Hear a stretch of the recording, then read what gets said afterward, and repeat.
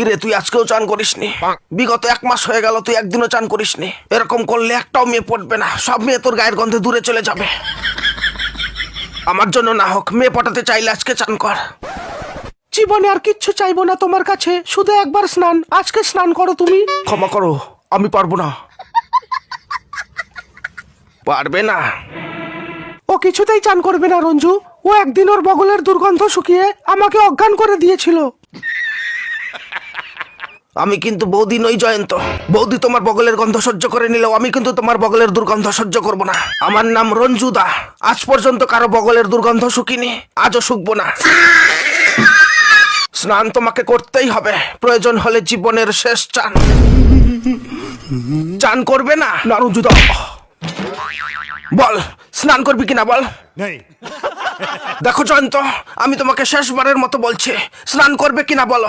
না, আপনি আমাকে মারতে মারতে মেরে ফেললেও চান আমি করতে পারবো না রঞ্জুদা। খুব ঠান্ডা লাগে।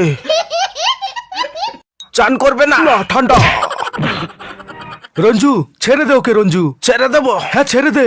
নোংরা ছেলে কোথাকার, এত করে বলছি একবার স্নান করতে পারছে না। কেন চান করছে না তোরা কেউ জানিস না, আমি জানি।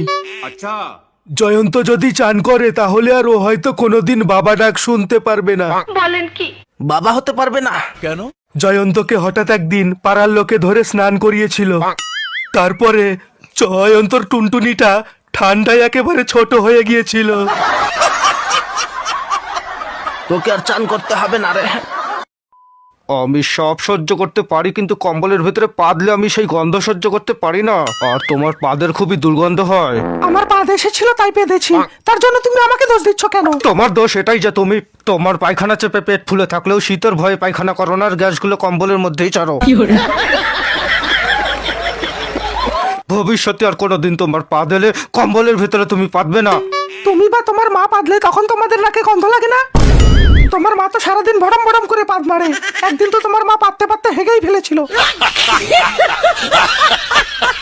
কাজল চুপ করো, মা শুনতে পাবে। আমি পাদলে দুর্গন্ধ হয়, আর তোমার মা পাদলে কি গোলাপের গন্ধ হয়? কাজল! থামলে কেন? মারো, আরো মারো। তোমার মা সারা বাড়ি বেঁধে বেড়ায়, তখন কোনো দোষ নেই। আর আমি পাদলেই যত দোষ হয়ে যায়। মন খুলে যে পাতবো তারও কোনো স্বাধীনতা নেই। শান্তি করে একটু পাততেও পারি না। একটু পাতবো তাও যত দোষ।